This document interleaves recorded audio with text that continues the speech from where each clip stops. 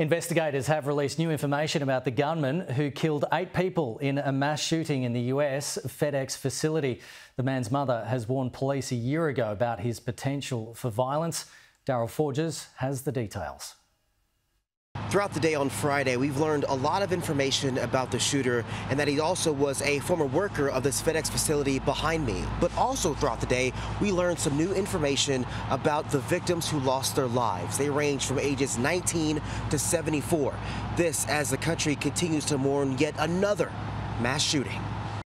Description: shooter, short white male wearing a hat, has a machine gun currently in front of the building. 19-year-old Brandon Hull has been identified as the gunman who killed 8 people and wounded several others at a FedEx facility in Indianapolis late Thursday night before taking his own life. FedEx officials have confirmed that Mr. Hull was a former employee at the facility and he was last employed in 2020. The FBI said it investigated Hull last year after his mother told authorities about his potential for violence and that he might try to commit suicide by cop. He was a former employee. What brought him back here last night specifically? I wish we could answer that.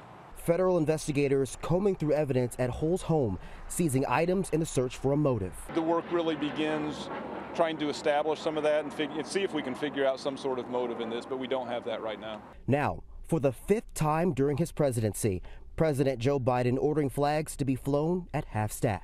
This has to end. It's a national embarrassment. It is a national embarrassment what's going on. And it's not only these mass shootings that are occurring. Every single day, there's a mass shooting in the United States. And we also know that at least 4 of the people who died were a part of the Sikh community. Now, the Sikh Coalition has released a statement saying that they're expecting law enforcement to conduct a full investigation and make sure there was not a hate crime against those members of the Sikh community. Meantime, their investigation is also continuing into whether or not Hull purchased that firearm legally or illegally.